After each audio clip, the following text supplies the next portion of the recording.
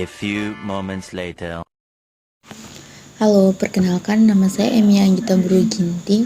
Saya mahasiswi Universitas Prima Indonesia, Fakultas Ekonomi Konsentrasi Manajemen Keuangan Pagi C dengan NIM 223304020216 dengan dosen mata kuliah pengampu yaitu Ibu Lina SE MN. Nah, di sini saya akan menjelaskan tentang materi manajemen operasional. Nah, di sini saya akan membahas tentang manajemen operasional, pengertian, fungsi, dan ruang lingkupnya. Pengertian manajemen operasional adalah proses perencanaan, pengorganisasian, pengarahan, dan pengendalian sumber daya atau baik manusia maupun alat-alat untuk mencapai tujuan organisasi secara efektif dan efisien. Ini termasuk pembuatan keputusan tentang pembuatan produk atau jasa, pengorganisasian sistem, pengelolaan inventory, dan pengelolaan sumber daya manusia. Selanjutnya ada ruang lingkup manajemen operasional. Ruang lingkup manajemen operasional mencakup berbagai aspek yang terkait dengan pengelolaan kegiatan produksi atau operasional suatu perusahaan. Berikut adalah beberapa aspek yang tercakup dalam ruang lingkup manajemen operasional. Yang pertama ada pengendalian produksi, perencanaan sistem produksi, dan sistem informasi produksi. Lalu ada peran manajer operasional. Manajer operasional memiliki peran penting dalam sebuah perusahaan. Mereka bertanggung jawab untuk menjaga kelangsungan hidup perusahaan dengan menjadi penyeimbang jalannya organisasi. Tugas utama manajer operasional adalah untuk mendapatkan keuntungan yang lebih tinggi dengan biaya yang lebih rendah. Fungsi manajemen operasional. Manajemen operasional adalah proses berkesinambungan yang menggunakan fungsi-fungsi manajemen untuk mengintegrasikan sumber daya perusahaan secara efisien dalam rangka mencapai tujuan.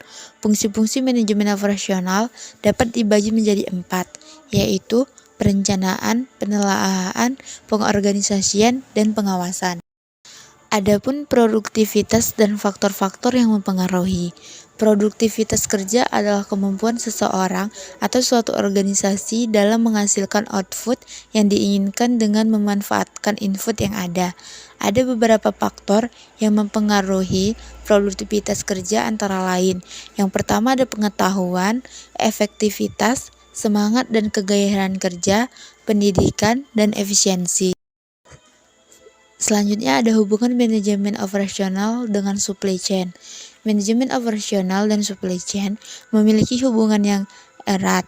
Manajemen operasional berkaitan dengan pengelolaan proses produksi dan operasi internal perusahaan, sedangkan supply chain manajemen atau manajemen rantai pasok melibatkan pengelolaan aliran barang dan jasa dari pemasok hingga konsumen akhir. Lalu saya akan menjelaskan tentang strategi operasi dan pengambilan keputusan. Konsep dasar strategi operasi adalah rencana yang dikembangkan oleh tim manajemen suatu organisasi untuk mengalokasikan dana ke bisnis. Rencana ini dibangun setelah mempertimbangkan tujuan, jangka panjang dan pendek, perusahaan serta menggunakan sumber daya personil dan proses kerja secara efektif dan efisien. Strategi operasi melibatkan beberapa konsep dasar yang penting dalam penyusunan rencana kerja. Berikut adalah beberapa konsep dasar strategi operasi. Di sini juga ada perumusan strategi analisis situasi dan strategi perusahaan. Perumusan strategi analisis situasi dan strategi perusahaan adalah proses penting dalam manajemen strategis. Ini melibatkan langkah-langkah untuk menganalisis situasi perusahaan dan merumuskan strategi yang efektif untuk mencapai tujuan perusahaan. Di sini juga ada perumusan strategi operasi. Strategi operasi adalah rencana jangka panjang yang dikembangkan untuk mencapai efektivitas dalam manajemen operasional perusahaan. Perusahaan strategi operasi melibatkan beberapa tahapan dan pertimbangan yang penting. Berikut adalah beberapa poin yang dapat membantu dalam perumusan strategi operasi.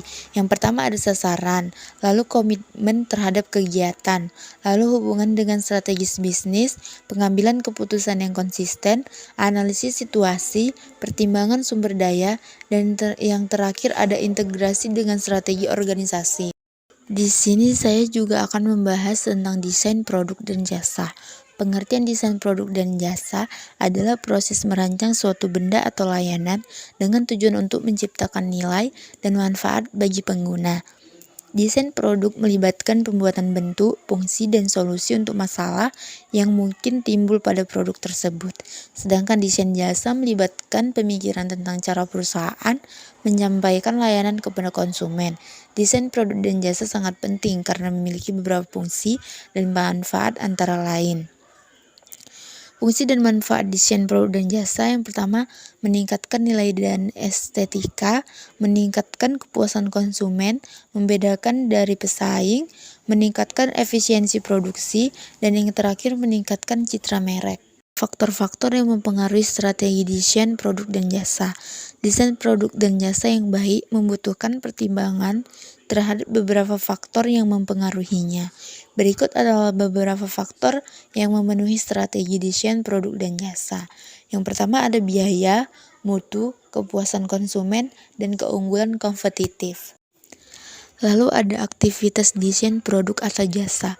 Aktivitas desain produk jasa melibatkan proses merancang dan mengembangkan produk atau jasa yang memenuhi kebutuhan dan keinginan konsumen. Aktivitas ini mencakup berbagai aspek seperti desain fisik, desain grafis, dan pengemasan produk. Tujuan desain produk dan jasa. Lalu ada tujuan desain produk dan jasa. Tujuan dari desain produk dan jasa adalah untuk menciptakan produk atau layanan yang memiliki nilai tambah dan bermanfaat bagi konsumen serta mendukung kesuksesan bisnis. Berikut adalah beberapa tujuan penting dari desain produk dan jasa.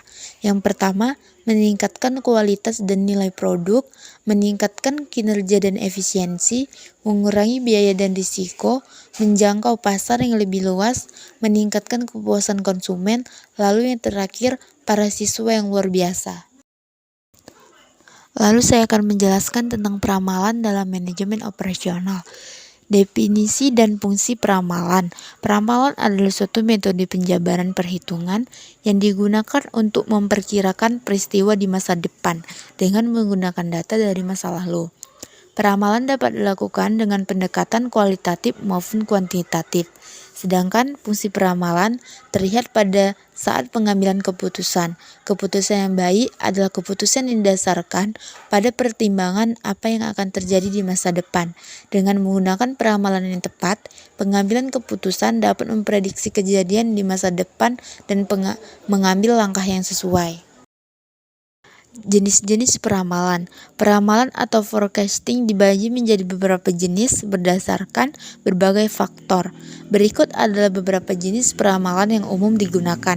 Yang pertama, berdasarkan fungsi dan perencanaan operasi di masa depan. Berdasarkan jenis data ramalan yang disusun. Berdasarkan sifat penyusunannya. Dan yang terakhir, berdasarkan horizontal waktu. Perbedaan peramalan dengan perencanaan. Peramalan dan perencanaan adalah dua konsep yang terkait erat dalam manajemen bisnis. Meskipun keduanya memiliki tujuan yang sama, yaitu untuk membantu organisasi mencapai tujuan mereka, ada perbedaan penting antara keduanya. Perencanaan adalah proses merancang tindakan di masa depan dan menyediakan lingkungan organisasi di masa depan. Ini melibatkan menentukan tujuan organisasi, mengidentifikasi strategi dan taktik yang diperlukan untuk mencapai tujuan tersebut, dan mengembangkan rencana operasional yang spesifik. Perencanaan juga melibatkan pengambilan keputusan tentang alokasi sumber daya, penjadwalan kegiatan, dan mengidentifikasi langkah-langkah yang diperlukan untuk mencapai tujuan organisasi secara keseluruhan. Lalu di sini saya akan menjelaskan tentang peramalan dalam manajemen operasional atau lanjutan. Metode kualitatif. Metode kualitatif adalah salah satu metode penelitian yang digunakan untuk memahami fenomena sosial, perilaku, keyakinan, dan persepsi manusia secara mendalam. Metode ini menggunakan data deskriptif berupa bahasa tertulis atau lisan dari orang dan pelaku yang dapat diamati. Tujuan dari metode kualitatif adalah untuk menjelaskan dan menganalisis fenomena, individu atau kelompok, peristiwa, dinamika sosial, sikap, keyakinan, dan persepsi. Lalu ada metode peramalan. Metode peramalan adalah teknik atau pendekatan yang digunakan untuk memprediksi atau meramalkan nilai atau kejadian di masa depan berdasarkan data historis atau informasi yang tersedia. Metode peramalan dapat digunakan dalam berbagai bidang, termasuk bisnis, ekonomi, dan perencanaan produksi. Terdapat beberapa metode peramalan yang umum digunakan, yaitu kualitatif dan kuantitatif.